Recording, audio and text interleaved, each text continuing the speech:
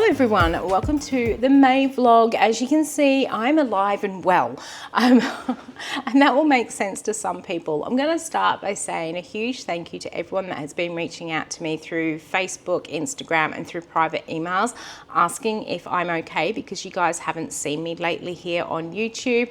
And for all intents and purposes, yes, I am fine. There is nothing majorly wrong with me. I have had a couple of health issues which I am working through with my GP. I did allude to it in the last vlog that I had a bit of a light bulb moment with my GP, and we are working through it. I've got some medication and things are starting to feel a lot better. I will share a little bit more about it later in this vlog. I just don't want this intro to be huge and long because I've got work to do as well this morning.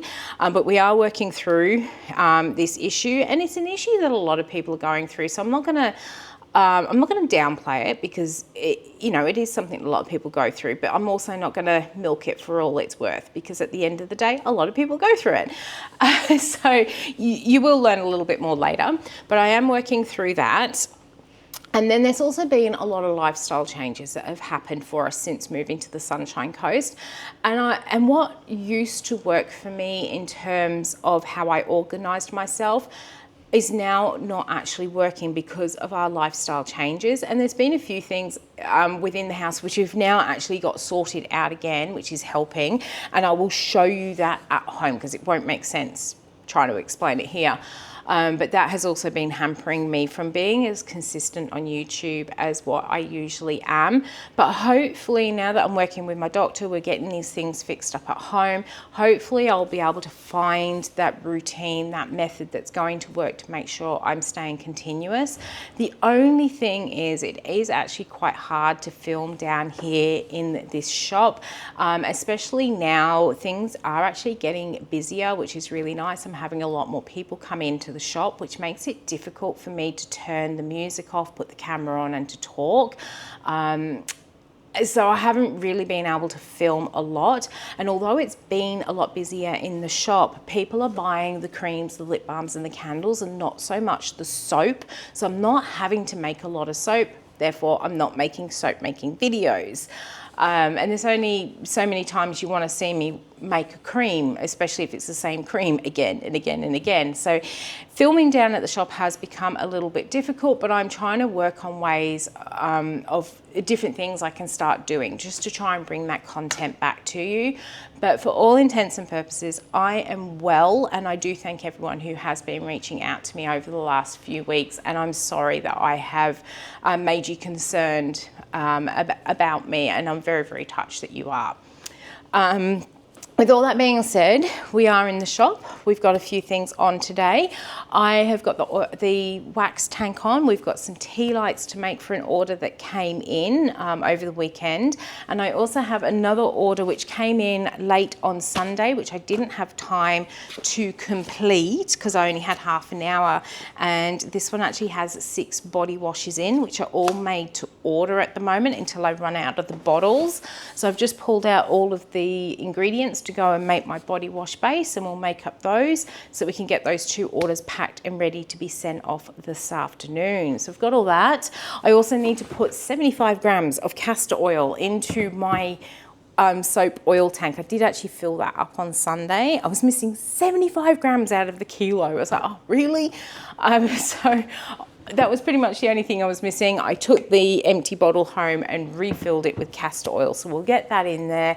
And this week I may make some soaps, I may not. I do actually need to make a couple of decorative ones because they're starting to run low. So we'll see how things go. I also need to do a bit of a clean up in here because I did leave the place a bit of a mess on Sunday. So we're going to do that. What else have we got? Oh, I've got to decide what to do with all this advertising that was shoved under my door on my days off. We've got a couple of big events coming up. I want to actually check out this one. This is Beach Fest, which is apparently a big car show that runs over several days, and the street does actually get blocked off past my shop. So in theory, I should get a bit of passing traffic from it, but knowing how these sort of events work, it's going to have all these cars parked in the middle of the street. So people are going to walk up and down the middle of the street and not necessarily on the footpath. So I may not get that passing traffic. I don't know. It's the first time we've actually seen this event. It's been going for years, but it's the first time hubby and I have seen this event. I actually want to write to them. They've sent this other flyer out with it as well, about how the roads are going to be blocked and things. And it's almost sounding like I'm not going to be able to get into the car park to park my car. So, and I'm not parking my car. I don't mind walking, but I'm not going to park my car 30 minutes down the street, like a 30-minute walk down the street in the blazing sun, and risk getting a parking fine when I can have undercover secure parking within my shop. So I actually want to write to them and find out if they're going to really hamper how I get in here. We'll find out, and then that will determine whether or not this flyer goes up in the shop. And the other one that they've shoved through my door is for this Winter Wonderland. And hubby and I actually did attend this one last year as customers, because the shop wasn't open at that point, but we were up here. So we did go and have a look at it, and one of the things we did, because I already knew I was taking this shop on, I sat up on the corner of the street where the market actually finished and watched the direction that the foot traffic was walking in. It basically runs in the same area that the Sunday market does, which I don't get any passing traffic from, or very, very few passing traffic from that Sunday market. And I remember watching what everyone was doing at this market, and most of them did not walk down past this shop. And also watching those sort of events, people go to those markets and they spend money on food and on kids' games and stuff. They don't spend money on the stalls and the surrounding shops. So I'm in two minds on whether to put this one up in my window, because at the end of the day, I pay a lot of money for rent in my shop, and that window front is my marketing thing, and nobody ever offers you money to put their flyers up in your window. So if I put both of these flyers up in my window, that is a lot of retail space that's been taken, or real estate that's been taken off my window that people can't see into my shop. So I'm in two minds. If I benefit from something, then I will always advertise it. But if I don't benefit from it, I'm not likely to advertise it. So we'll see. I mean, it could also be one of those things that if I do end up putting it in my window, maybe they'll throw a little bit more advertising this way. But I really, really don't know. So we'll see what happens. I'll make a decision on that later. Don't have to do it today. Now, I know I said I didn't want to make this intro too long, but I really do want to share a little bit about the weekend, because it was really, really good and I thoroughly enjoyed it. I did allude to the fact on the last vlog that I was attending the Soap and Candle conference that was meant to happen on the weekend, and I was going to share some footage, but as some of you know, that conference was cancelled, hence no footage. George, previously from Dawn Organics and is now King of Suds, he was still coming up from Sydney. So I said, let's still meet up. And then he said that Ellie was going to going to the city anyway. Ellie from Ellie's Everyday, she actually lives not too far away from me. I say not too far, it's about an hour away, I think she is. So she put it out there to some of her newsletter people, to some of her followers and things, that if you were coming to Brisbane, that we could all meet up in South Bank and then go for coffee and cake or lunch or something like that. So we ended up having about 10 of us, I think there was. About that sort of number. So a really nice little group, and there was a mix of soapers and candle makers there, and people at all different stages as well. And it was just really nice. We went and found a little cafe to sit at, and we all had coffee and cake, or maybe a little something more to eat. And we just chatted, and it wasn't just soap and candle. We did also discuss our lives, things that we're interested in outside of our businesses, how we got started. We shared knowledge where we could. We gave people pointers where they needed them. It was just such a lovely few hours for us down there. I actually caught the train down there and back home, so it's about an hour 40 each way on the train, so I got to do a lot of reading, but it was a really nice trip down there, and it was only 50 cents each way, which is why I did the train, so I didn't have to battle the traffic and the petrol and everything else. But yeah, it was a really, really nice afternoon.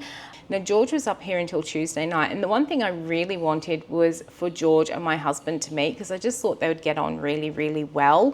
So I actually organised then for us to go and do dinner, meet George in the city on Monday night and go and do dinner together. And I actually took him to a Korean barbecue restaurant, which he'd never been to, and I think he thoroughly enjoyed it. It was a real experience, you know, because they bring out the hot coals and put them into the middle of the table, and then you cook the food. So we just ordered like lots of things to share, and it was such a great night. We hadn't realised how late it had got until the wait staff came up. I'm really sorry to tell you, but we closed. So, oh, okay. But it was just such a lovely night, and yeah, as I hoped, hubby and George got on really, really well. I thought they would, because yeah, they're just very, very similar. So it was really, really, really nice weekend. And then hubby and I went and did a few things on Tuesday, which I'm exhausted from, but it was a very, very good weekend. So great to meet up and chat with all these people as well. So yes, that's that. So that was my weekend. That is enough chatting. What I'm going to go and do, that wax should be melted now. I'm going to go and pour the tea lights, then we're going to get on to making the body wash, and then we'll see where the rest of the day actually takes us.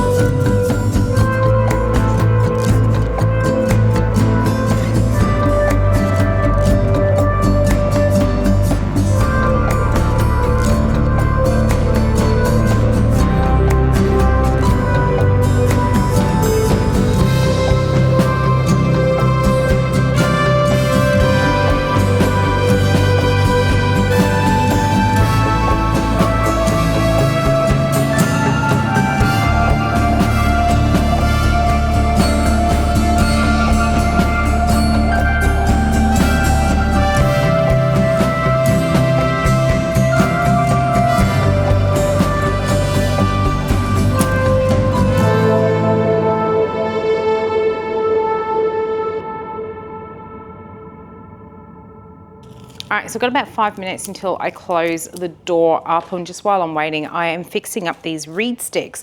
George gave me these the other day, but this particular company, wherever he gets them from, has these little stickers on, making them a bundle of 10, and I just want to take them off so that my customers don't have to do that. Plus, I don't use that QR code, so I'm going to remove them from off of here, just taking that few minutes. I haven't done a lot in the shop today. I have, as you just saw, cleaned up my bench because it was just a mess. It's just simply not putting things away. So it didn't take me very long to do. I have got all the orders packed, ready to go. They're over there, and I did get a third one come in for Rita, so that one's all packed and ready to go off tonight. After I'd packed all the orders, I thought I better get on top of my emails because once again, I've let them get a little bit behind.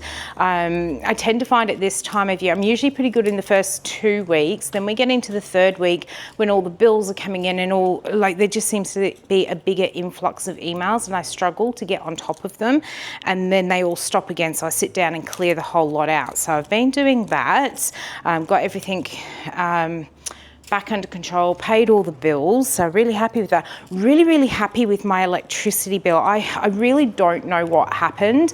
You might know back in February, I had a little bit of a bill shock when I opened up my electricity bill.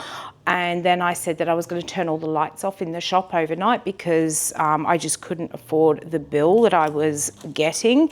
It came out at just under $200 for the month, and I was absolutely stunned because the electricity per kilowatt in this shop is less than half of what I was paying in my old shop. So already my bills should be cheaper. And that one bill, just under $200, was about half of what I was getting as a 3-month bill in my Cleveland shop. I was absolutely shocked. I didn't know if someone was using my electricity or what was going on. So for a whole month, I ended up just turning off the lights in here. I make sure I turned off all my printers when I was going home at night. Basically anything that didn't need to be on overnight, I was turning it all off. And I'm pretty good with PowerPoints anyway. I don't like having PowerPoints actually turned on unless there's something plugged into them. But I made this big point about making sure everything was actually turned off. The March bill came in and it was just over $100. And I thought, much better. And I'm thinking, I don't know how running the fluoro lights that are in this shop 24 hours a day should actually make $100 in electricity charges. It was huge. But there was one day in that there was actually a couple of days in that bill when we'd had this really bad weather thing come through, and I had forgotten to turn the lights off one night when I'd gone home and then couldn't get back to the shop for a couple of days, and the lights did stay on. I was so cross with myself when we came back to the shop and all these lights were on. It's like, oh. But last month's bill came in and it was well under $100 last month. So I thought that's really good. So now I don't leave my lights on anymore. I turn all my printers off.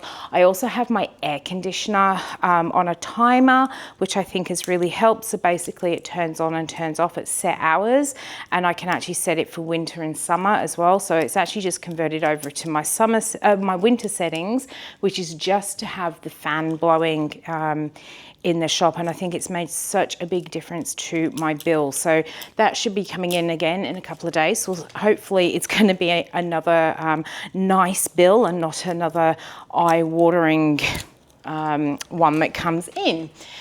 Still got a couple of minutes until I close up. It has been quiet today. I've had a couple of browsers, but that's been about it. But you know what? There's always tomorrow. And as I said, I've actually had a couple of really good weeks. So it could just be because the sun is out today, everyone's headed down the beach, whereas before it's been really rainy and miserable, so people have come into the shops. You can never really win. Anyhow, I'm gonna do these for a couple more minutes and then I'm gonna head off home. And then tomorrow morning, I might tell you a little, or I'll show you a little bit of what I've been doing at home to try and help me get back on top of doing the editing of videos.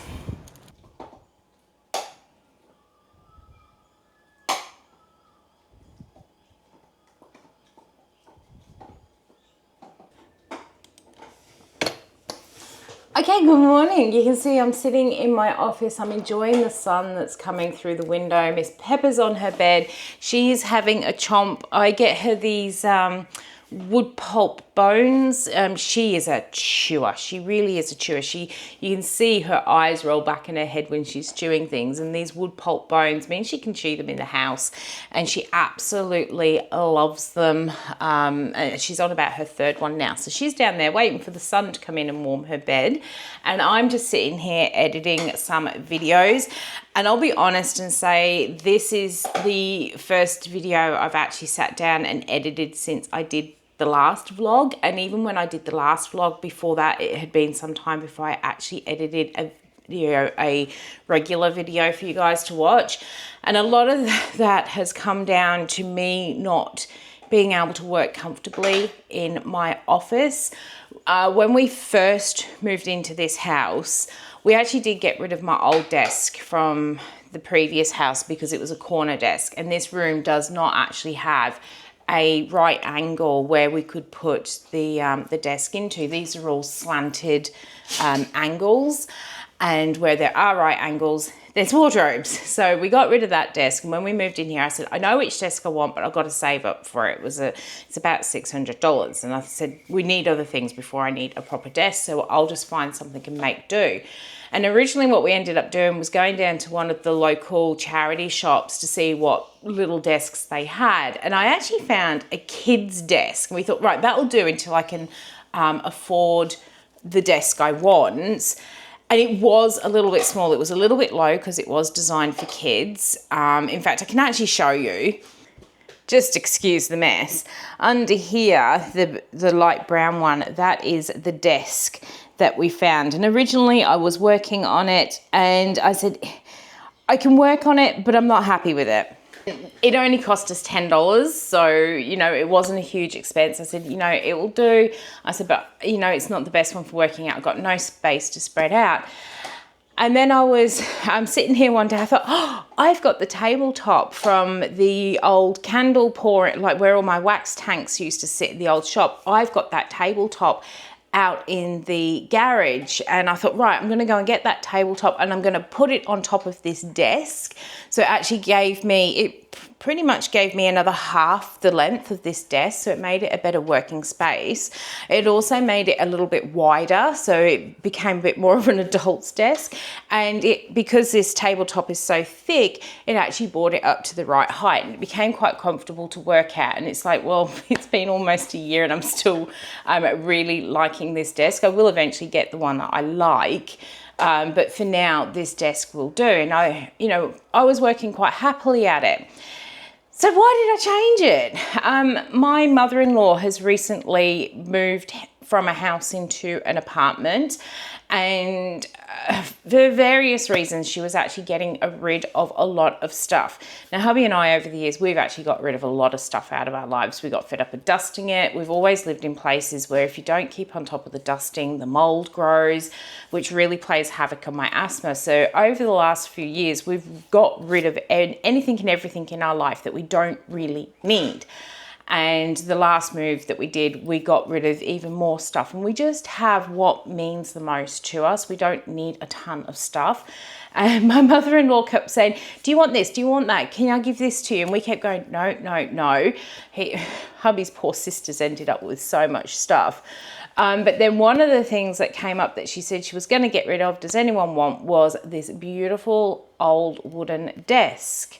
And this is it. It's a beautiful, beautiful desk. It is a handmade desk. It's all solid wood, and it's got one of those sort of leather inlay tops on it here. And it's huge. It's absolutely massive.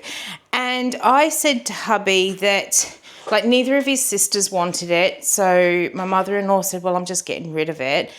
And I said, look, this is the one thing I do think if your mother gets rid of this, she's absolutely going to regret it, because there is a lot of family history behind this desk. It's been in their family for so many years. Even hubby said he can't actually remember when it first came into the family. It has been there for that long. We know the provenance of this desk. Like, it's not an antique, but we know that it came from a old sawmill, and it was actually handmade in the sawmill. And my mother-in-law is the second owner of this desk. We're now the third. And I said, we can't let her get rid of this desk. We really need to have it. So hubby and I absolutely struggled to get that desk into my car. To get it into the room, we actually had to take the door off the door frame to actually get it in. It's so big and it's so heavy and everything. And we got it in here and we set it up. It's like, right, I've got this massive desk to work at. It should be really good. And I sat down on my chair that I'm on now, and I went to sit under the desk. And it's like, oh. And one of the problems with this desk is that that middle bit is really low down, and you can't have your chair at a proper ergonomic height where your feet sit flat on the floor and then get under that desk without the desk actually pushing down on the top of your legs. So I'll show you what I mean. If I come into the desk, if I'm sitting and I've come in, my knees are now actually touching the desk here, and I'm still actually not close enough to the desk to actually work comfortably. My feet have to, it really does force you into a weird position. So to avoid having that pressure on the top of my legs, I would actually sink my chair down a little bit so my legs could go under it. But then that meant that my arms were sitting up on the table like this, and you get backache across the back there. Because of how wide the desk is, I was having to pull the computer really close, and basically it ended up not being ergonomically comfortable to sit at. And I would come away and I would actually be in a lot of pain from either being too low down on the chair, from being too high up and it pushing on my legs. And I got to the point where I just avoided sitting at the desk. We've had it for over a month now. And during that time, I did hardly any computer work. I got so far behind on my accounting. I've actually got a whole heap sitting on the side here that I've got to start getting scanned and into my accounting program. But it also meant that I really just could not sit here and concentrate on editing videos. It just got too much. We absolutely love the desk, but the best way of me to kind of describe this desk is it is for the executive businessman sitting in his big office and conducting meetings. The sort where, they sit back from the desk like this and the desk sits over here. They don't have a computer on the desk. It's that style of desk. It is not a working desk. I have no idea how my mother-in-law actually did. She used to do her computer, like her banking and stuff. She had a laptop set up on it. I have no idea how she worked on it for as long as she did. And, it was set up in their office. I know when I first met my husband, I remember it being in their office space, but there was also never a computer on it either. So I don't think people really sat at it for long. I think it was just a place to do business in. It is an absolutely stunning desk. We do need to do a few little repairs on it. It is that old that some of the wood actually needs, the wood stops on the drawers need to be repaired, and we have bought the wood to do that. We've just got to fix it. So it is an absolutely stunning desk, and hubby said, well, we'll just put all the laser machines on them, because I didn't have them on a big enough space. So we've popped them on there so we can still use the desk. But now that it was actually only last weekend, I said to my husband on his days off, I said, can you please put that old desk back together for me and put the computer back on it?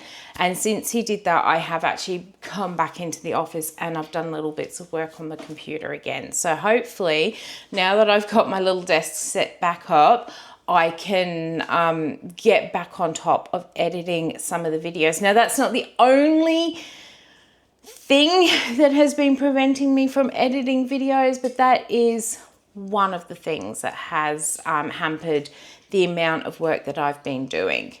All right, so I'm going to continue editing yesterday's footage. Also going to go get myself a little bit of breakfast, and then we will head down to the shop. And I actually need to make some tallow cream today, so that will be on the list of things to do. And I've just actually had this thought.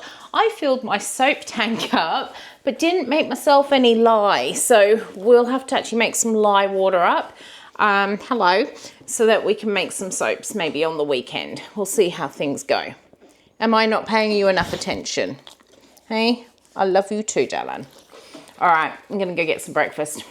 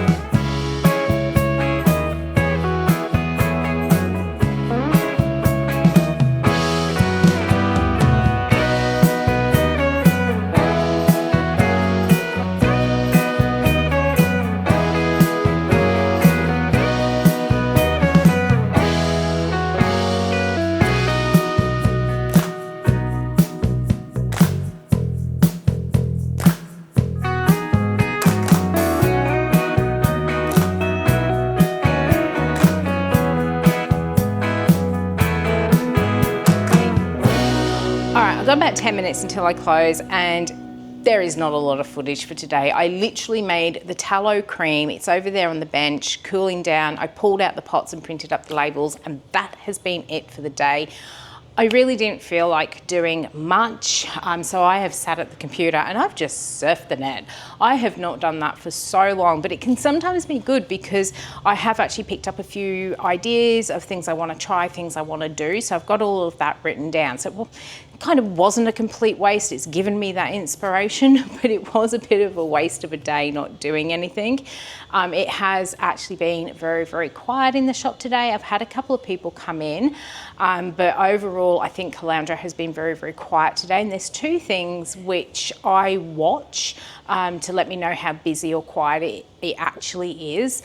The first thing is the parking spots out the front of the shop. It's a 2-hour parking zone, so you see that constant turnover of cars all the time, and you just see them keep coming and going through these spots.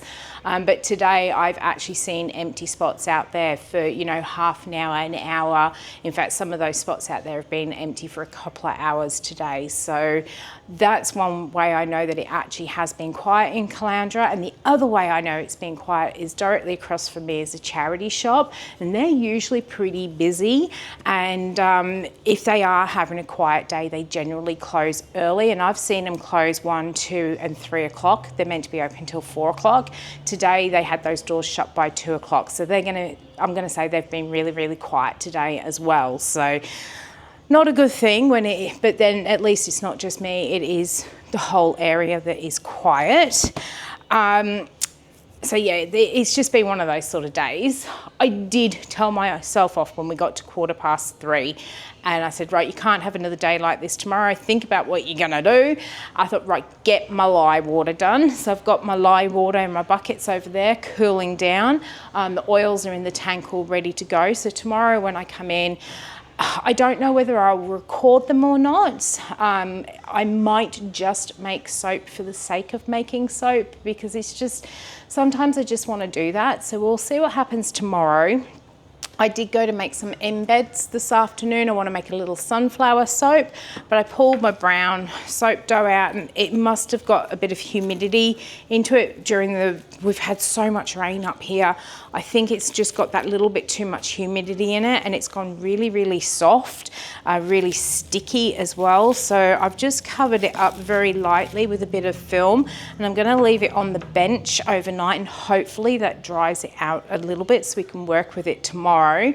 If that doesn't work, I'm going to have to throw it out and actually make myself a new batch of brown, so it will put off making that sunflower soap. But plenty of other fragrances out the back that I need to use up. So whatever happens tomorrow, hopefully I'll actually knock out a couple of soaps.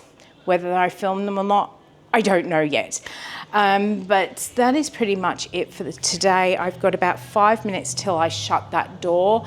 Another car has just gone out the front. It looks like a ghost town out there. So I might even shut my door 5 minutes early and head off home. But that's always a hard thing, because sometimes you get those last minute customers who know that you're about to shut your door and they just impulse buy, and they can be some of your best buys for the day. So it's always a bit, should I, shouldn't I? And then there's also the fact that if I do leave early, I hit the school zones when you still have to do the 40K rather than the 60K outside of school zone time, which is why I usually do stay all the way through.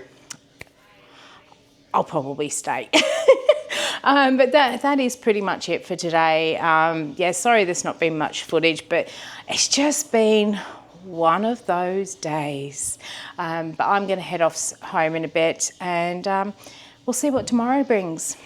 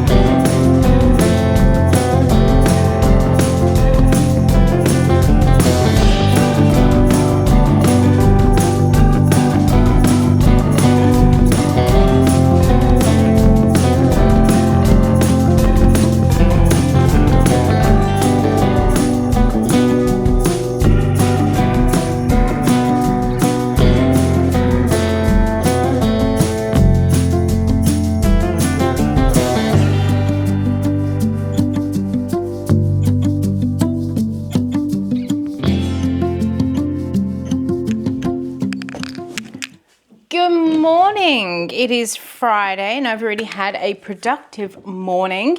After hubby left to go to work, I sat on the computer and I finished editing the face cream video, and it's just rendering now. So it's just getting into the file format and size that I need to get it up onto YouTube. I'm not going to have time this morning to actually upload it onto YouTube. I'll do that tonight. So hopefully that will be out on Saturday morning. Finally, I'll have a video for you on Saturday morning. You'll see that before this one. So that's all been done. I have just finished cutting fabric for this quilt I'm working on. I actually started it last night and I was cutting the fabric and I just cut in all these strips, and then I went, oh, I've cut way too many. What a waste of fabric. And I thought, well, they're just the right size to make some scrunchies, so we'll just use it for that. And as I was sewing my squares together, I realized that I haven't actually cut too many. I haven't at the moment got enough cut. So thankfully it didn't waste the fabric, and thankfully I have enough fabric, because it's one of those things, it's been so long since I quilted. I used to be able to work out exactly how much fabric I needed quite easily. But the last couple, I've got 2 quilts actually on the go at the moment. I have struggled just a little bit with how much fabric I need, but hopefully the more quilts I make, again, the better I will become at judging how much fabric I need. And I think I've got about just under ½ meter of each of the fabrics, of each of the pattern fabrics left. So I got that just right. I say I've got 2 on the go. Yes, Lee, I have 2 quilts on the go. We were talking, and I have actually started a quilt for our king size bed. I kind of, in the last vlog, you saw that I made, where's it gone? Over here, I'll grab it. So in the last vlog, I was making this wash bag and I finished it. And I know I said I wasn't going to make any more of them because it's the binding. Lots of people came up with ideas on, putting the binding inside the bag and all this stuff. It doesn't matter. I don't like doing binding on the outside of projects. It's all to do with how it gets sewn on. My OCD with how the stitches should look just do not, it just doesn't all come together for me. But anyhow, I did make that bag, which involved a bit of quilting on it. And even though I said that I probably wouldn't make the pattern again, I have made another 2 of these bags. I made one for my mum for Mother's Day, which she absolutely loved. And I do have another one to give to my mother-in-law for Mother's Day, but she's currently actually away on a cruise. She gets back in a couple of weeks, and then we'll give her present then.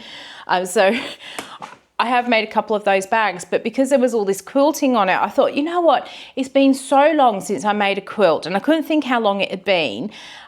I'd like to actually make a quilt. And then my friend over in Perth messaged me, and she said to me, I can't believe, something along the lines that her daughter was 8 years old. And I'm thinking, that was the last time I made a quilt, like for her daughter when she was born. So it's been 8 years since I made a quilt. And I said to hubby, you know what, I'd really, really like to make us a quilt for our bed. The ones I've got, we actually did throw one of them away when we moved because it was about 25 years old. It was faded. It had been torn by the dogs jumping on the spare bed, and we ended up getting rid of it. And I've got another quilt that I use in summer, and I've noticed got a couple of tears on it, and it's getting a bit faded and worn. And I said, you know what, I'd like to just make a quilt. So I've got one going over there, and then I was sitting there the other day, I thought, oh, my mum's birthday's coming up and she's got a quilt that really needs replacing as well. So I decided that I would get on to making her a quilt. So I've got 2 going at the moment. At the moment, I'm just sewing all these squares together. You might see a little bit more of it as we go through the video, but I'll be honest and say that my sort of reignited passion for sewing is another reason that I have been really, really slack with uploading things on YouTube, Patreon, and everything else. I have said a number of times in past vlogs that since moving up here to the Sunshine Coast, mine and hubby's lives have really, really changed, and it's changed for the better. And oh, there goes the ping on my phone for an order. Yay, thank you. Don't know if you guys actually heard that. But anyway, our lives up here have changed for the better. If you've been following along on the vlogs for years, you'll know that one of my biggest pet peeves when we were down, or one of the biggest things I complained about when we were down in the Redlands, was the amount of late shifts that my husband kept getting put on when he was at work. And he would do months and months at a time of late shifts. They were meant to be on rotating rosters, you know, a week of earlies, a week of mids, a week of lates. And yet you had certain people within the workplace who would turn on the waterworks because they didn't want to do the late shifts. Or they'd get put onto the late shifts and they'd find some excuse, some doctor's note or something, which would automatically put them back onto early shifts. And hubby always got landed with these late shifts, and we hardly ever saw each other. It really got so bad in the end. I was at the point of, you either leave the job or what's the point, you know, because we just did not see each other. And since moving up here, and we're now both actually working hours that are almost virtually the same. He can either do a 7 till 3, 8 till 4, or they've just introduced a 9 till 5. So we're basically out of the house for roughly the same amount of time. So we get to spend every morning, we have breakfast together, we have dinner together every night. I have cooked more meals in the last 10 months of living in this house than I have cooked in the last 10 years of living down in the Redlands. That's how bad it got. It just absolutely insane. So we are spending a lot more time together, which means that at night time, I used to come home from the shop and then make myself some beans and toast or something. And then I would sit at the computer and doing the computer work while hubby was at work. I'd do my computer work and then I'd sit down and watch something on Netflix before going to bed, and then getting up in the morning, saying hi to husband for 10 minutes and going off to work. And then we basically saw each other for about 5 to 10 minutes per day. It was really, really bad. So I didn't feel guilty about sitting on the computer and doing my work at night time because he wasn't home. But since moving up here to the Sunshine Coast, because he is now home, we've got into a new routine. I cook dinner, we sit and eat dinner, we watch a couple of shows together. And then I don't really want to sit and do work while he's at home, but I'm quite happy to come into my sewing room and sit and do my sewing. And he said it's really nice to see me doing my sewing again and getting back into all the things I was very much interested in when we first met 20 years ago. I've sewn since I was about 12 years old. I have sewn, and I have quilted since I was about 17 or 18 years old. So, you know, I have done this, I have sewn for most of my life. So he's happy to see me sitting here at the machine doing something he knows I love to do. And this house actually enabled me to set up a dedicated sewing room, which I wasn't able to do in the previous 2 houses. So, you know, I'm quite happy to sit in here and sew. I just don't want to work while he's at home. So our lifestyle, it has really, really changed. It's actually gone back to how it was when we first met each other, which is really, really nice. But it has meant that I've done a lot less work on the computer, and I am trying to work around that. Now that I've got the office set up again, I have gone back to a few vlogs ago. I used to say he would go off to work and then I would spend an hour in the office and I would do all the things that I needed to do before going into the shop. When we had that desk that I was showing earlier, when we had that desk in there, I didn't want to sit in there for an hour and try and do some work because I was just so uncomfortable. But now that we've put that desk back in there, the makeshift desk, I don't mind going in there and sitting down for half an hour to an hour and doing what I need to do on the computer. So hopefully now we've got that set back up, I'm going to find that nice balance that in the morning I can go and do the computer work, and then at night time I can come in here and I can sit and sew until my heart is content, because I forgot how much I love quilting. I think one of the reasons I did actually stop quilting, not only because we didn't have the space to set up a machine and cutting table and everything in the old house, is because I had no one to give them to, no one to share them with. There's only so many quilts you can have in your house. And quilting is one of those things people will not pay for. They will not pay for a handmade quilt. They are expensive. I mean, the other day I went to buy fabric. I bought enough fabric to make this quilt that I'm making now, plus some batting, which is the stuff that goes in between your quilt layers. And I will admit, I don't buy cheap fill to go inside. I always buy the cotton batting to go in there rather than polyester. You know, I figured I'm sewing with cotton fabric, I'm sewing with cotton thread, let's put cotton in the middle so it all breaks down. That was how I was taught to quilt. It's not right, it's not wrong, it was how I was taught, the theory behind it. So, you know, may as well use cotton in the middle as well. So I don't particularly use the cheapest stuff, but it's good, and using cotton in your quilts means that in winter you stay warm and in summer you stay cool, whereas when you put polyester, they're warm all year round. But anyhow, I digress.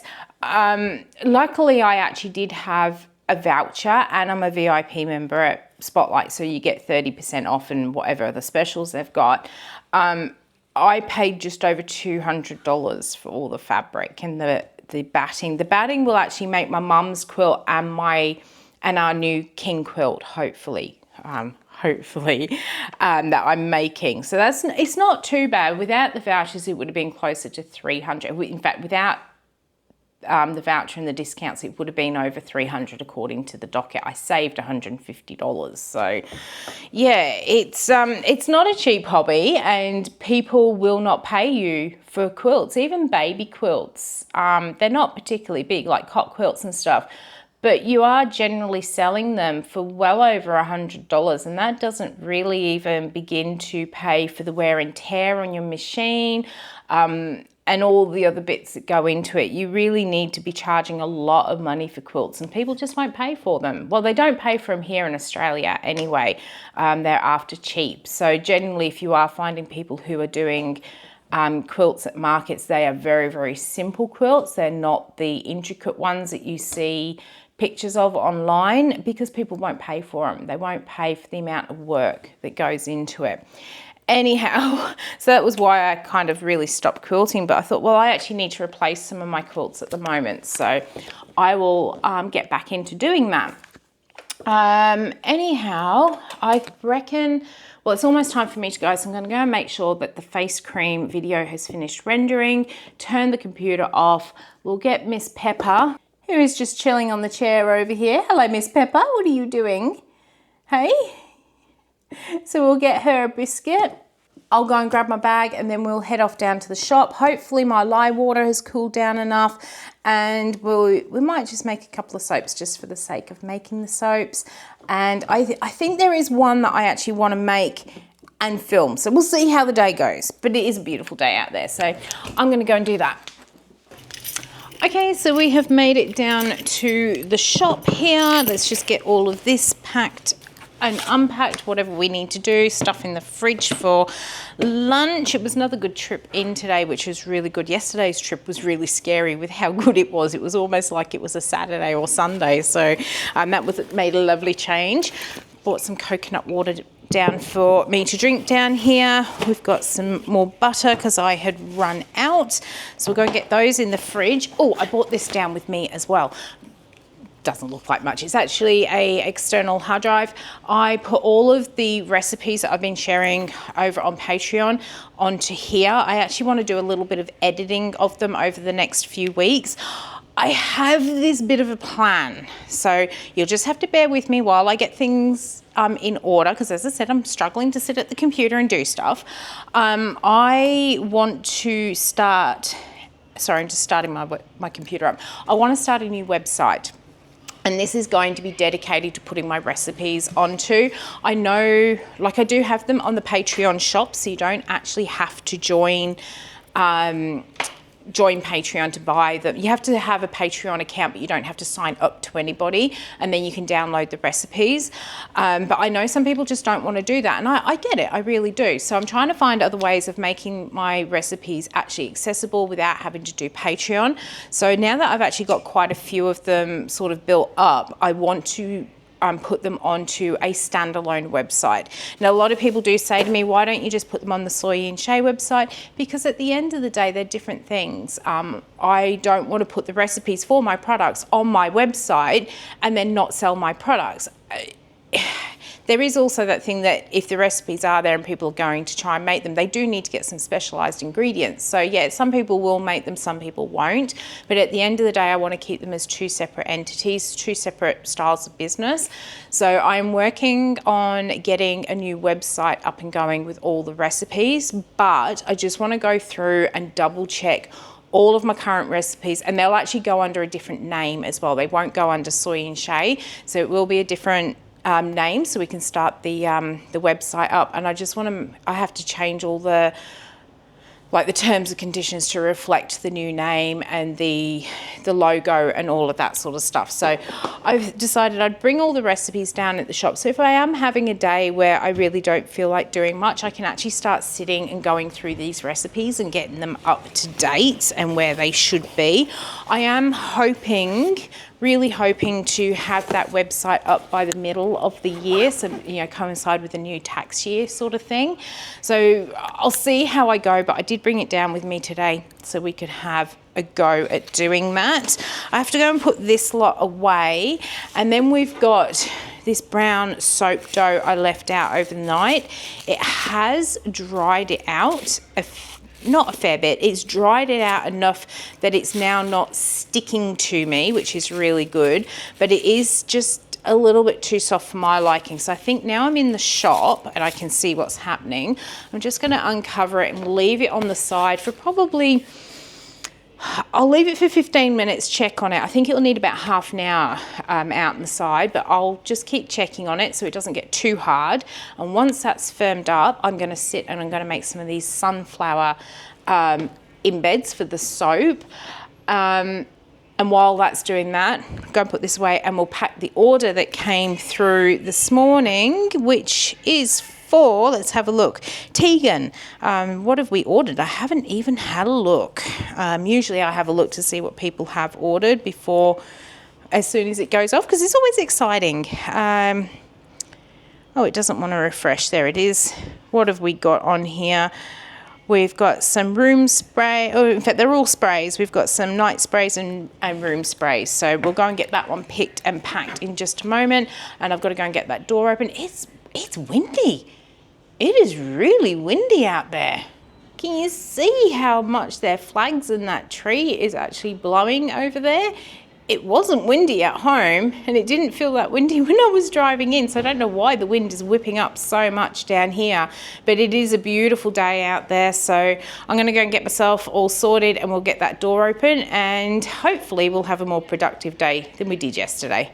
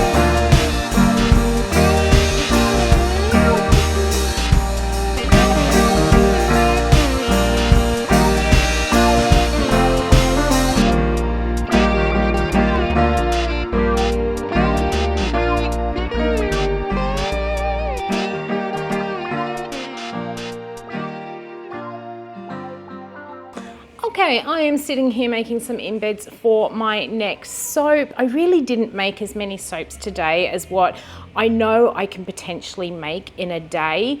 So I did make 2. I did a restock of my Bamboo and White Lily guest soap bars. I've got about half a box left down on in the storage area. I've got this plan with my guest soap bars to actually offer them in bigger bulk for people who run Airbnbs, but I want to make sure I've got a fair amount of stock in the drawer before I do it. And the Bamboo and White Lily is the only one I've actually not really topped up to make sure I have enough for doing that. So got a fresh batch of that sitting there. We'll be able to cut that tomorrow. I then made the sunflowers for the sunflower soap I wanted, and then it was time for lunch.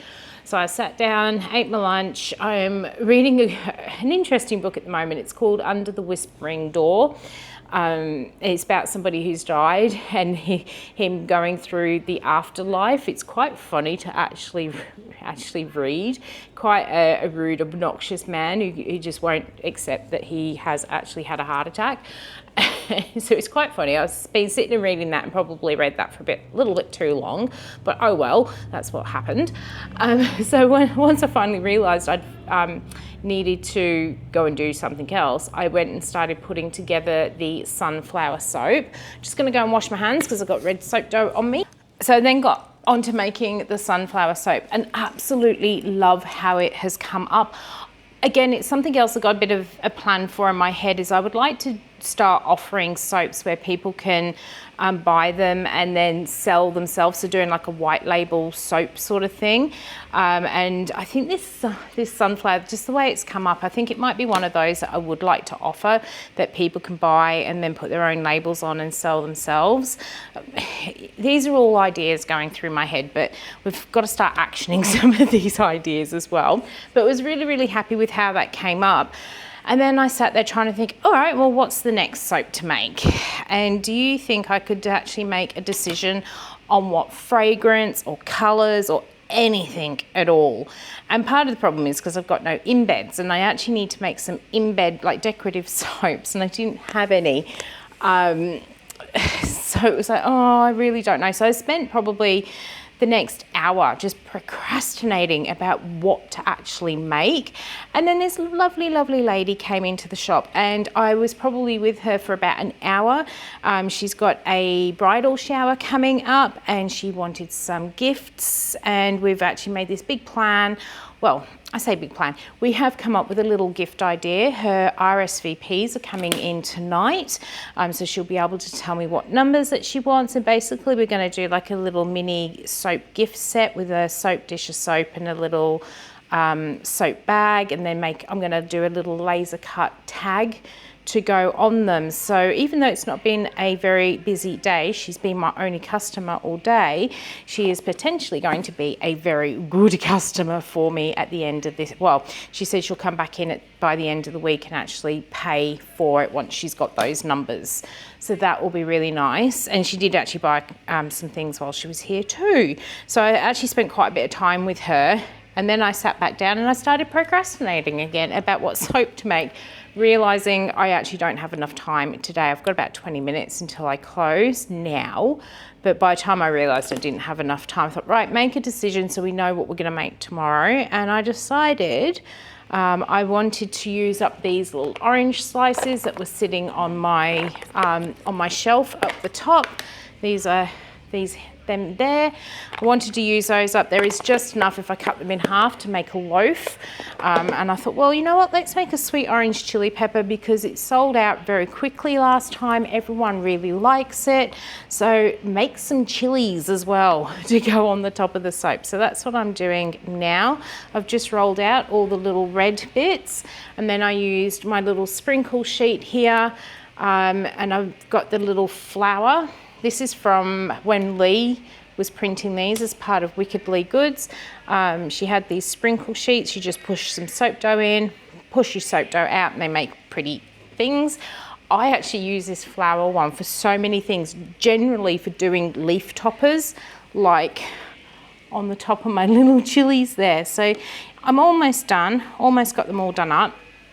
So then at least tomorrow when I come in, I already have in my head now that I can make a sweet orange chili pepper soap. And I've also just noticed on my shelf there, especially if this lady does go ahead with this order, tomorrow I also need to make another lemon, honey and turmeric soap, because that's pretty much now, if she goes ahead with her order, that's pretty much all gone. So at least I have a bit of an idea what I'm going to do tomorrow. And I also know that a family friend is coming up to the Sunshine Coast and she's going to stop on in. So I love her to bits, but I know she'll be here for a little while and I won't get much done while she's here.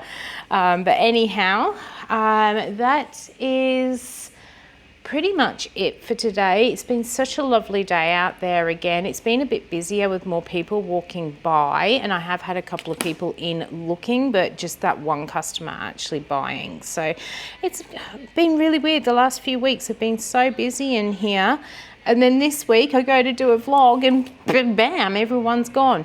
Oh, I did get an email back from that car show people. I'm trying to make head and tail of what they've actually written to me. I think I'm going to be able to get into the car park on the 2 main days.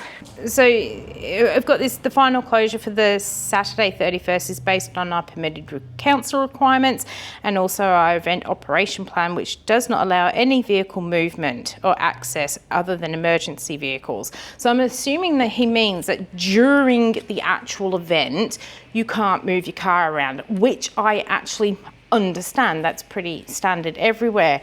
And he keeps going on about a few things. He says if you could arrive just prior to that, it would be appreciated. So I think he means arriving prior to the actual start of the event, not the closure of the actual road, which happens at 5 o'clock in the morning. I'm not arriving here at 5 o'clock in the morning. I'm just not doing it. And it says you can access through the closest point to your car park and I'll brief the officials. You have my number below, blah, blah, blah.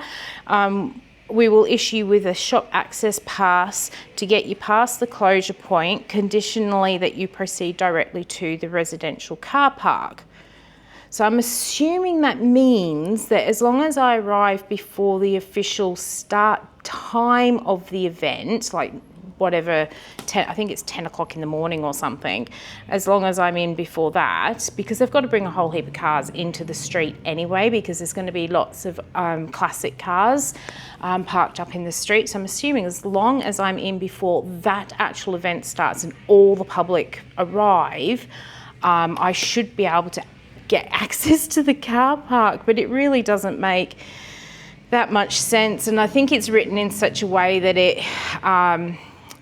it takes liability away from them. So, who knows? Who really knows? I'll try. If I can't get into the car park, I just won't be able to open the shop, or I'll have to go and see if I can find somewhere to park. I'm going to get here early on that day anyway, like 7 o'clock in the morning. I said to hubby, I'll get here 7:30 and I'll go for some breakfast somewhere.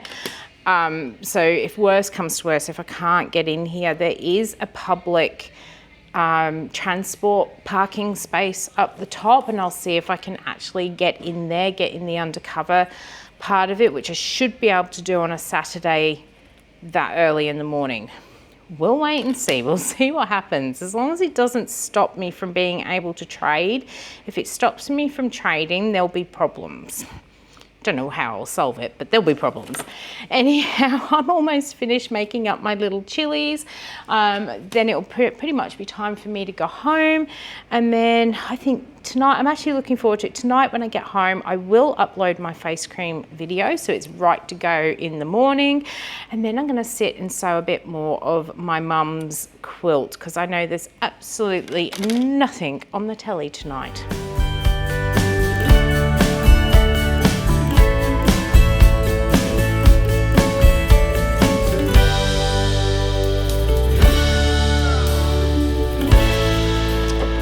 So I have finally had to make these signs up. I have put off doing this for years and years, because I just think it is basic common human sense.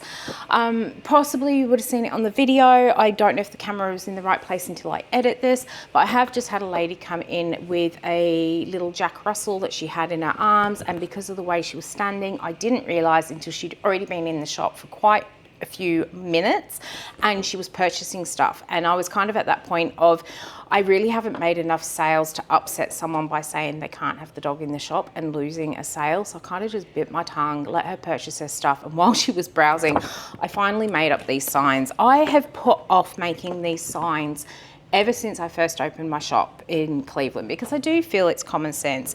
It is getting really, really bad how many people take their dogs absolutely everywhere with them and think that they have the right to take them into every single shop that they go to without even asking the owners if animals are allowed in.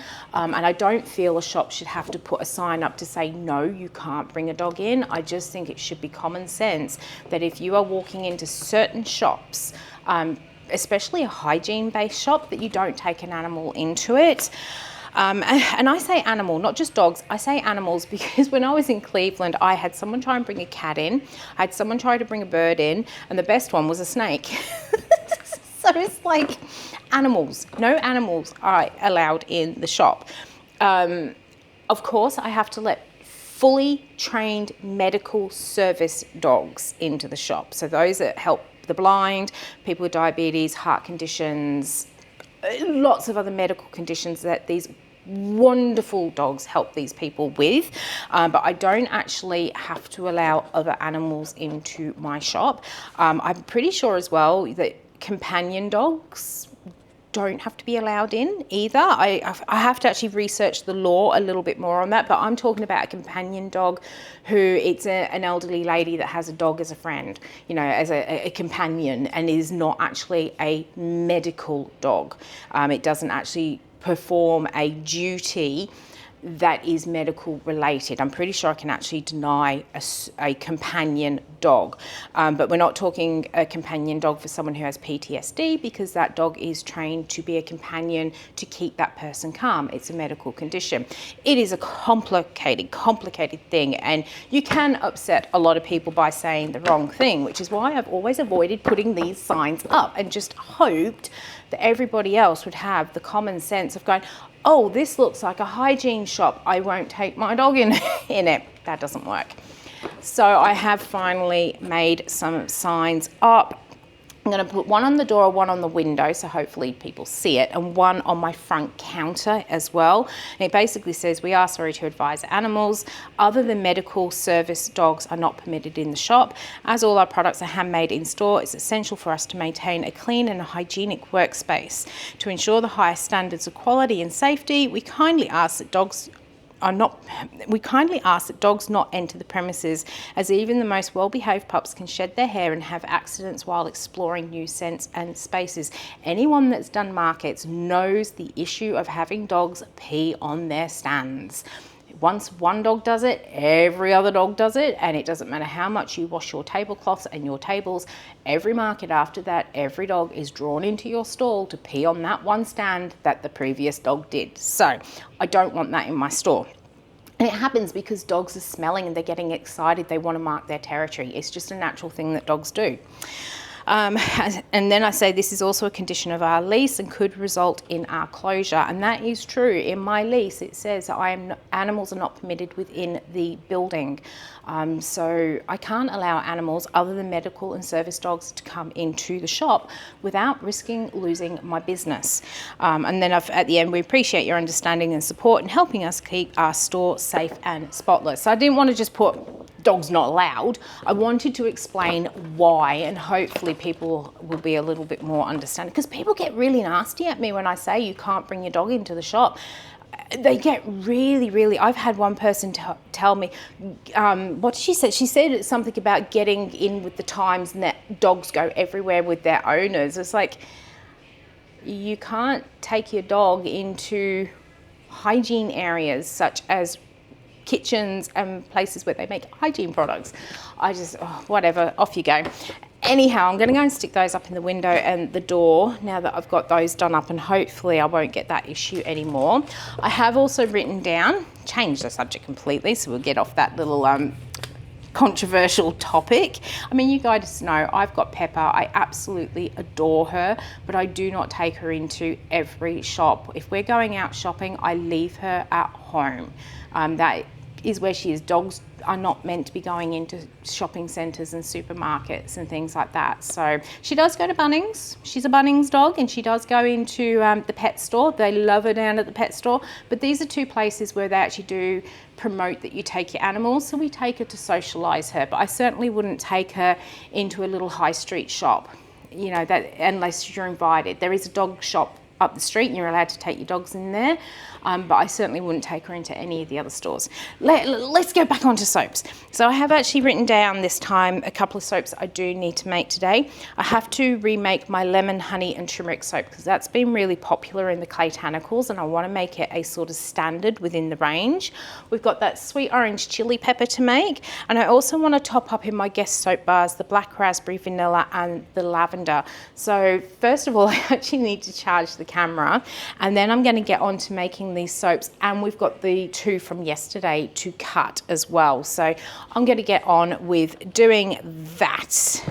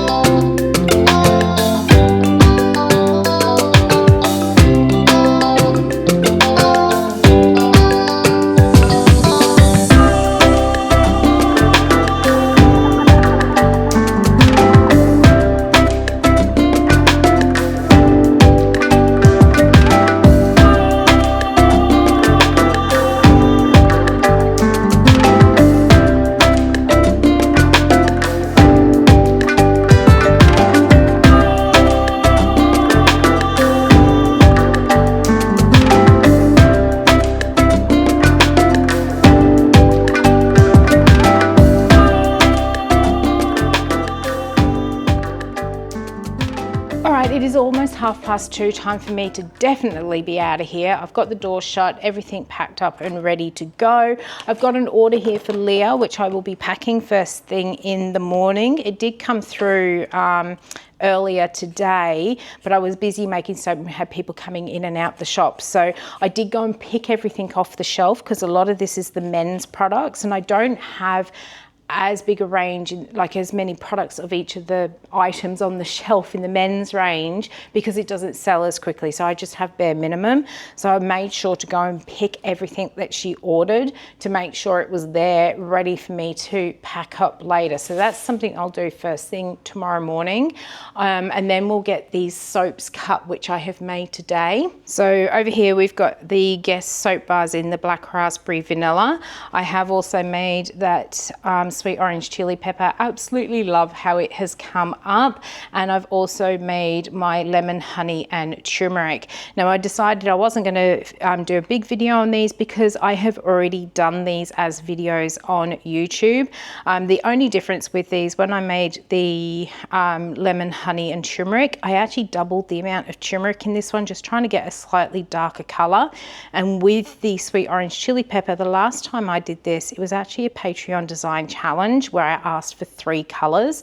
But when I remade it this time, and I was so tempted to do it the last time I did it as well, I added in a 4th color. So I've actually got Trial by Fire, a neon yellow, and then I've put in 2 neon oranges, whereas the original one is only 1 neon orange. If you want to see how I've made those soaps in the past, I've left links to them either up in the top right hand corner if you're on a desktop computer, or if you scroll to the bottom of the description area when you're on a mobile device, the linked videos should be there as well, and then you can see how I actually make those soaps.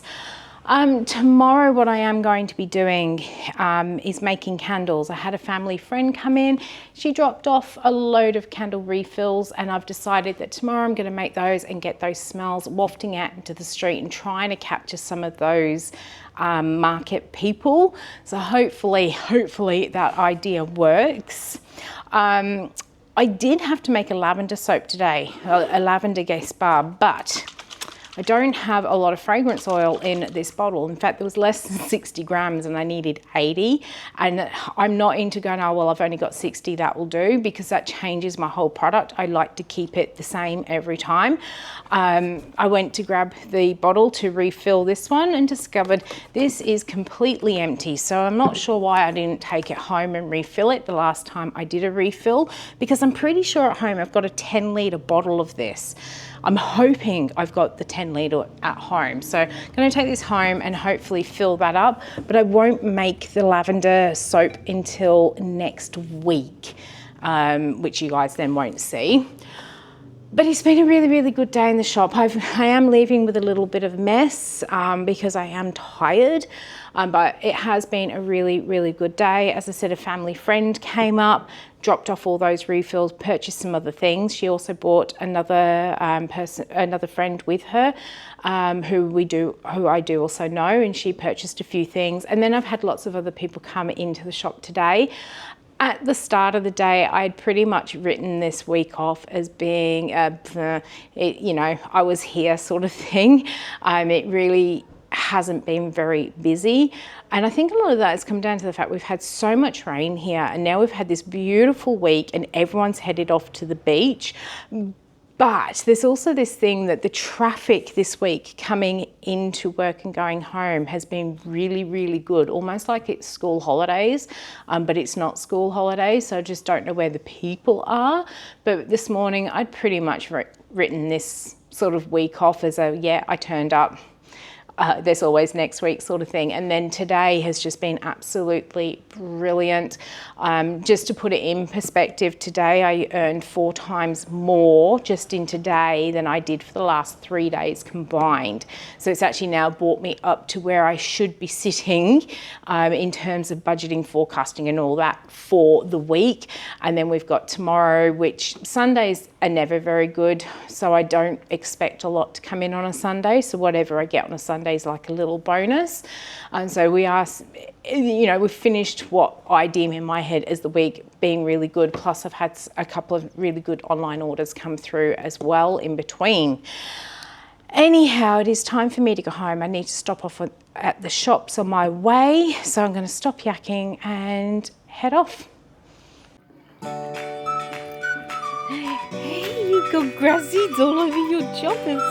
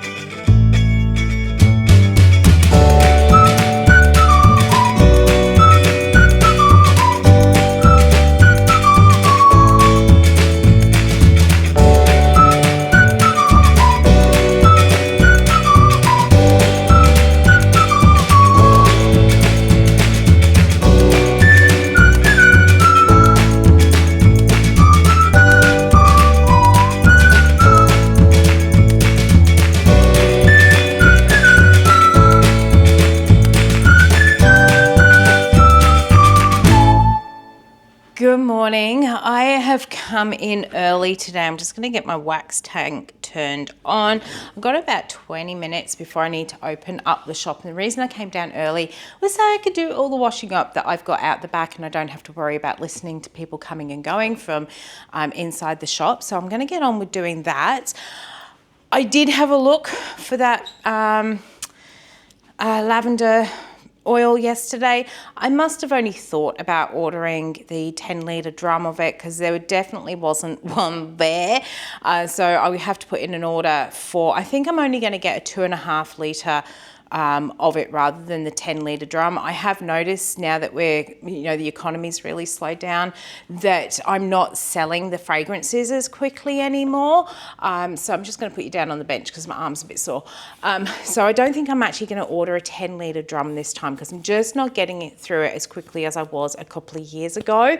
And that's possibly why I don't have the 10-litre drum at home that I was, thinking about what to do with it. So I'll have to order that, and then next week I'll make the lavender guest bar soap.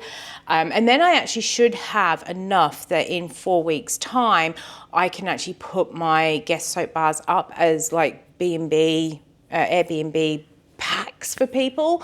So yeah, that's the plan. So hopefully now that I've said it, I'll have to commit to it. So that's my plan. So I can't do that today. I'm going to go and do my washing up. We're going to get Leah's order all packed up, and then we're going to get these soaps over here cut, and I'll have to tidy up those sunflower soaps as well. Get them all trimmed on the corners and onto the rack, and then hopefully we'll get those candles made and we'll have a really good day. So I'm going to get on with my washing up first, otherwise it just won't get done.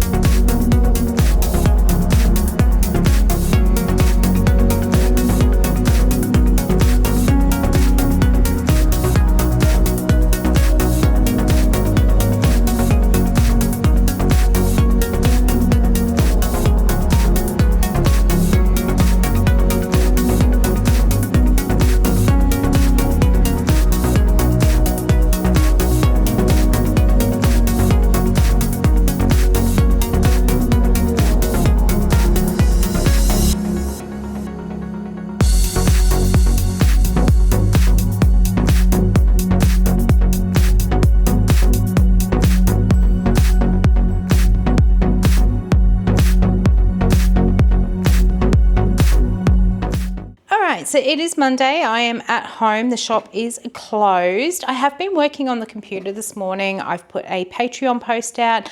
I have been editing the video as well. And I've also been doing some house chores like the washing and stuff like that, because it didn't look like it was going to be a nice day today. But it has actually turned out to be a beautiful day. So I've been getting a few things done, and I just thought I'll take a little bit of a break and cut the next lot of fabric I need for this quilt that I'm working on, so that this afternoon I can kind of sit down and just sew until my heart's content. And I'm hoping tomorrow, I really am hoping that hubby and I will actually stay home for the day. You tend to find, I know my husband doesn't like having Sunday, Mondays off. He likes to have Tuesday, Wednesdays off. We have one day together off and then one day to ourselves. And I know why he doesn't like having Monday, Tuesdays off. And it's because on Monday, I'm home by myself. I do all the bits and pieces that I want to do. I do, go down the post office, take the stuff down. I do my video editing and anything that I feel like doing for the day, the washing, stuff like that. And then on Tuesdays, we tend to find that we then run around trying to do all the things we need to do together, generally things like the shopping and that sort of thing. And for the last few Tuesdays, our days have been so jam-packed that I'm exhausted. I am absolutely exhausted by the time I get back to work on Wednesday, and I just can never seem to catch up. I'm in this constant state of exhaustion, and I know that's why hubby doesn't like having Sunday, Mondays off, because he doesn't like running around on a Monday and having to go back to work on a Tuesday. But it's quite okay for me to do that.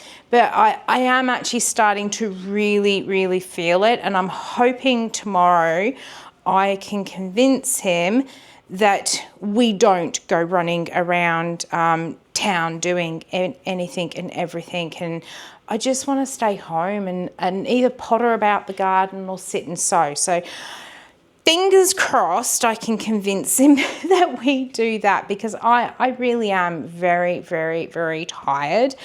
As I said at the beginning of this vlog, I'm going to sit down. All right, that's better. I finished cutting the fabric, so I just want to sit down for a little bit. So as I said at the beginning of the video, I am perfectly well. There is nothing seriously wrong with me. I do, for those of you that don't know, have polycystic ovarian syndrome, which does result in a lot of my tiredness, a lot of the brain fog that you often see, and a few other things that go on in my life. Now, I know a lot of people have sent me messages about, oh, you should drink this tea and you should get this, and I've had this, and I take this for my PCOS and I've cured mine. Don't bite me. But what a lot of people actually don't understand about PCOS, because a lot of women do get diagnosed with it, there's actually 4 types of polycystic ovarian syndrome. Hello, my darling. Am I not paying you enough attention? So there's actually 4 types, and 3 of them are genetic related. So that means there's actually a fault within your genetic system, and that's what creates the syndrome and all the symptoms that go with it. Do you mind? I'm having a serious conversation here. I know. Poor thing. So you have those 3, and then there is a 4th one, which is actually medically induced PCOS. And this is typically in women who have been on the contraceptive pill for a number of years, and then they come off it and the body kind of goes, hey, what am I meant to do? Someone's always done this for me. And they develop a lot of the symptoms that someone with genetic polycystic ovarian syndrome has. And what they tend to find, they drink all the teas and the potions and that sort of thing. And eventually what's happening is their body is getting used to the fact that it now needs to produce the various hormones itself and not rely on a little pill. And over time, the body adjusts to this, and then they wake up and they no longer have PCOS. And so these people can cure themselves, but if you're genetic based, get off, you actually can't do that. It is with you for life, and I have a genetic form of it.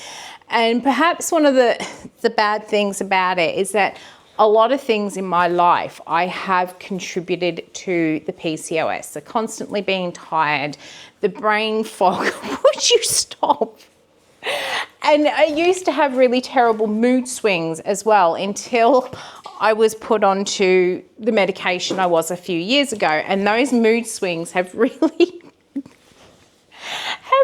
disappeared. And instead of getting angry, I now just laugh and carry on. So it's been a positive for you, Miss Pepper. Oh dear, this one is a nightmare sometimes. So, you know, I've had this PCOS, I've been on this hormonal roller coaster. Don't bowl them over for so long now that, yeah, it's just a part of my life. What do we want? We'll go and play in a minute. We'll get this finished soon. So, you know, I've never really allowed the PCOS to actually affect what I do with my business. In fact, it's the PCOS that allows me to do my business. It was what created the business in the first place, or my husband saying to me, you need to give up work because you are getting too sick and tired, and follow this dream. So it was with thanks to the PCOS that I got here. Oh, we've got a leaf. Okay, you have the leaf.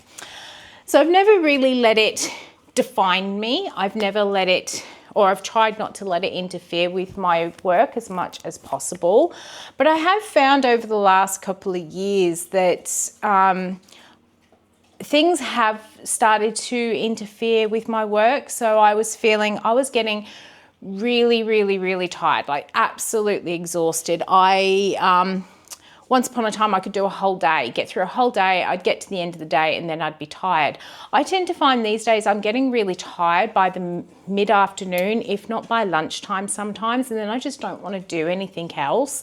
I am finding it harder to concentrate and focus on things. I get more and more brain fog.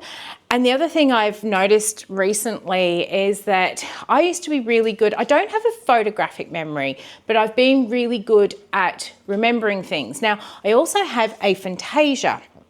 So I don't picture things in my head, but I do remember things. So there would be things like if I was weighing out oil for a soap and I saw on my sheet, it said, okay, you need 1,352 grams. I could then go and get the oil, come back, pour it into the pot and know that I've poured 1,352 grams into my pot. But I was getting to this point where I'd pour in like 300 grams and then I'd have to go and see how much I was meant to be pouring, and I'd pour a bit more and then I'd have to go and have a look at the number again, and these numbers were not staying in my head. I used to be really good at remembering telephone numbers, you know, back in the day before we had mobile phones and we didn't have them all manually programmed, and you actually had to remember what phone numbers were for who. I used to be really good at being able to remember phone numbers. I have up until, you know, a few years ago, I could still actually remember basic ones, like used to know what my husband's and my mum's were, just in case I got into trouble somewhere, I could still contact them. I got to a point where I can't even remember these numbers that used to be in my head have just gone. And it's getting worse and worse, but I've just kind of associated that with the PCOS and the constant tiredness or the increased tiredness. I also associated a lot of this with things that were going on in my life, and it kind of got to the point a couple of months ago I thought, no, it can't just be that. Sorry, I just had to let Pepper out. I've actually got the door shut because people are mowing their lawns out there. So I kind of got to this thing of, it can't just be these other events. Like one of those events that happened was when we lost Lucy. Throughout that year, a lot actually changed because she'd torn her cruciate ligament. We weren't going for walks and I was feeling like I was getting lazy. And because we weren't going for walks, I wasn't feeling energetic anymore. And I just really noticed this real downturn in my sort of overall spark for life sort of thing. And when Lucy actually passed away, I basically had a mini breakdown.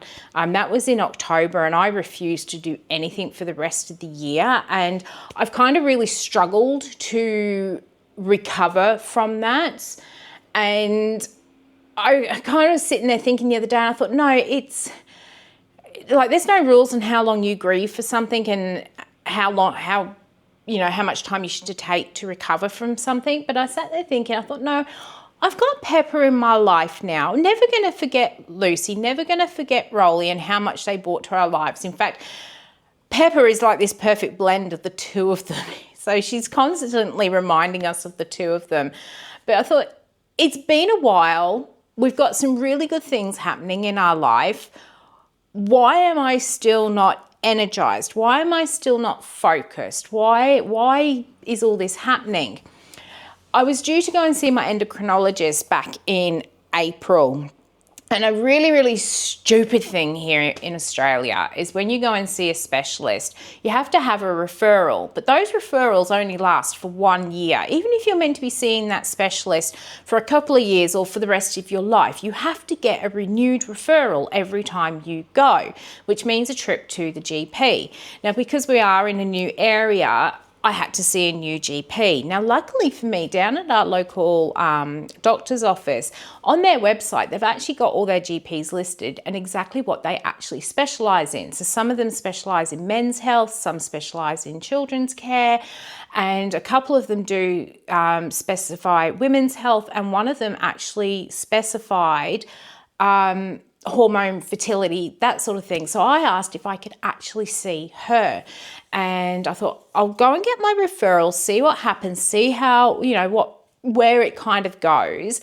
And as I was talking to her, I thought I actually feel safe talking to her. I've had some pretty bad experiences with the healthcare system since I was very, very little. One of my earliest memories, which breaks my mother's heart, one of my earliest memories, I was about 2 or 3, Mum said, and it's actually in a hospital. And that's my very first memory I have. And I've never really had very good experiences with doctors. So it takes a lot for me to trust them. And I got chatting to this doctor and she was asking me a few questions. I'm thinking she's asking the right questions. She's not brushing me off. She seems to know, because a lot of doctors brush you off with polycystic ovarian syndrome. I've even had one tell me that there's no such thing and refuse to give me medication. But I was talking to her and she seemed to understand it. She agreed with the medication that I'd been put on a couple of years before by my endocrinologist for my PCOS, and said, yep, everything that I have reported as getting better is due to how we're being treated. And I kind of really opened up to her and brought up a couple of other concerns that I was having, and that I needed to get them sorted because they were really affecting my life. I was in an awful lot of pain. I was getting severe cramps that would actually put me out for a whole week, and I've never had cramps in my life up until a couple of years ago. And she kind of got to thinking, and she said, right, we're going to get you to see your endocrinologist so we can carry on with that. Get the blood tests that the endocrinologist want. And she also sent me for a scan to check everything was okay. The scan did come back showing that I've actually developed quite a large cyst, like larger than others that I've had in the past. But because we don't know how long it's been there, how fast it's grown or anything like that, we're just going to monitor it and see what's going on. And that could be the cause of some of the pain that I've been experiencing. We also discovered that I was super low in iron. Pretty much if it was one number down, I'd be going for an iron infusion. So we're desperately trying to pick this iron up. For some reason, my iron's been low my entire life. And whenever I do take iron supplements, they make me incredibly ill. So I can only take them for a short time before I have to come off them, give my body a break, and then I can go back on them. But it kind of, getting pretty low on that, which is one of the reasons I'm tired. We also found that I was low in vitamin D, which I was quite surprised at because I do spend a lot of time outside getting just enough vitamin D. Like in the mornings, we're out there having our coffee and stuff. I don't necessarily sunbake because I can't wear sunscreen. I actually get burns when I wear sunscreen. So I don't sunbake, but we are often out in the garden, getting that sort of the rays that are bouncing back. But we had a lot of rain. So I don't know if that was what had dropped them, but it was really unusual. So we're trying to bring that back up as well. Then she asked me a few other questions. And she said, I actually think I know what it is that the problem is. And she said, I think you're perimenopause. And I went, ping! Like this massive light bulb went off in my head.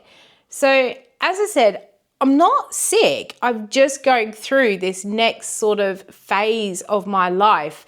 I've got off one hormonal roller coaster and I've got onto another one, and I need to learn where the ups and downs of this new roller coaster actually are. So from her giving me this light bulb moment, so much just fell into place. Basically, my iron levels have plummeted because what you tend to find is as women go into perimenopause and then into menopause, their cycles change. And I have gone from being so irregular my whole life, I could go anywhere from 2 weeks to 2 years, that I've all of a sudden over the last couple of years gone down to every 3 weeks. And that has depleted my iron, which is what has made me so tired. Not only that, I've heard people talk about this, but just didn't cotton on. For the last maybe 12 months, almost 12 months since we moved into this house, so I've kind of associated it with being in a new environment. I keep waking up in the early hours of the morning, generally between 2 and 3 o'clock. I don't get up and do anything, but I actually do wake up enough to register my surroundings and then go back to sleep. But that constant disturbance in my sleep is also playing havoc with how much energy I have got. I used to be the sort of person, I'd put my head on the pillow, bam, I was out until the next morning. Whereas that's not happening anymore. I am constantly waking up. When we were in the other house, I used to still wake up, usually probably about 1 or 2 o'clock in the morning, and I'd have to go to the bathroom. And I'm thinking, I'm too young for this. This is what my parents do. They wake up in the middle of the night to go to the toilet. So I stopped actually having my evening coffee before bed because shocks a lot of people, coffee actually puts me to sleep. It doesn't wake me up. So I generally have a cup of coffee before I was going to bed, and I was finding I was getting up in the middle of the night to go to the loo. So I stopped having a drink after about 6:30 at night, and that stopped me from waking up. But now I've got back into this thing of almost every night between 2 and 3 o'clock, I do wake up. I mean, you wake up tons of times during the night. You're just not actually aware of it, but I'm aware of it at the moment, and it's just playing havoc. And I know that they say people in perimenopause constantly wake up at 3 o'clock. So it's like, it just made sense. Another thing, a couple of other things which have happened, which I have actually now found out are all to do with the perimenopause. I've never been diagnosed with vertigo, but I do have vertigo symptoms. So I quite often get quite lightheaded. If I get up too fast, I get really lightheaded. I can't watch spinning things. You know, when people stand still and then they pan the camera or the camera pans around them, I can't watch that on telly. It makes me so incredibly ill. Or if things are spinning past me, or even when you're traveling in a car and things are zooming by, or if like the nav man is moving on the screen, it makes me really sick, those sort of movements. Sometimes I've put that down to the low blood sugars from the PCOS, because PCOS does actually affect your insulin levels, which in turn affects your hormones and everything else. So I've usually always put that dizziness down to low blood sugar levels. But I've noticed over the last sort of probably 12 to 18 months again, that this sensation of vertigo is getting worse and worse and worse. And I would always have a week within a month, within a 3-week period, where it would be particularly bad, and I could get up and stumble and almost be flat on my bum because the dizziness that I was getting from it. there was, it was just getting really, really bad. I couldn't watch things on the screens. If certain things on the TV, I don't know if anyone's ever seen the program, The Crystal Maze, and all these contestants stand on a spinning table. I have to sit with my eyes closed in that section until I actually come off that spinning table, because I just cannot watch it. And it's been getting worse and worse. And I actually did decide to have a look, I Dr. Googled it, to see if vertigo and perimenopause were two things that correlated with each other. And to my surprise, it actually is. And it's probably why I've always felt dizziness throughout my life. It is all to do with your hormone balance, particularly with estrogen. And with the depleting levels of estrogen in the female body at this time of life, you can actually experience those dizziness. And so it kind of really explained why I was feeling so much dizzy spells coming on. My doctor has actually got me on medication, and I've noticed that those dizzy spells have pretty much almost gone now. I haven't had one for a couple of weeks, which has just been so nice not to feel constantly ill from them. So I just thought that was quite fascinating. And it's something that not a lot of people talk about. People talk about with perimenopause, the mood swings, the waking up, and all the really common sort of symptoms. But they don't discuss some of the more bizarre things that can actually be related to those shifts in hormones. One of those common sort of things, apart from the mood swings, I don't think I get the mood swings because of the medication I was put onto for my PCOS balances that out. So thankfully I haven't turned into some raging, horrible lunatic. But one of those other really common symptoms are hot flushes. Women talk about hot flushes all the time. And for me, I do get hot flushes, but not in the way that I've associated it as being perimenopause. I actually get really, really hot when I sleep at night. I have always got hot when I sleep at night. I can go to bed frozen, and by the morning I have actually overheated. I get to the point sometimes I get so hot during the night, I wake up with hiccups, and my body wakes me up with those hiccups so I can actually go and cool myself down because I've got myself so hot. And I went through a time where it wasn't too bad, but I have actually noticed in the last maybe 8 months that those night sweats have become really, really bad. And I think that's correlating with when I'm waking up as well.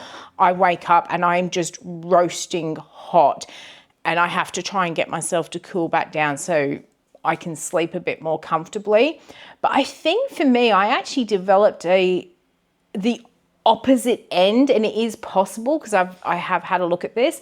A couple of years ago, I explained how I was going to see a rheumatologist because I had been getting really, really white fingers and got diagnosed with Raynaud's, which is where when your body gets cold, it brings the blood into the center of your body to protect your internal organs. But in some people, it happens so fast that all their extremities lose blood in them. So your fingers, toes, your nose, and your ears. I've had it in my toes for years now, I think about it, but it started happening in my fingers as well.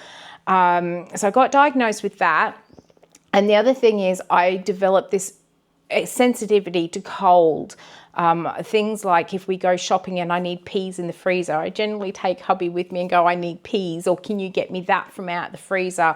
Or, if I go in and I know I want to buy a bottle of orange juice, I have to take a basket. Even if I only want that one bottle of orange juice, I have to take a basket to put that juice in because I can't carry that bottle from the back of the store to the front of the store. I very, very rarely order cold drinks when we're walking around shopping centres because I can't carry them in my hand.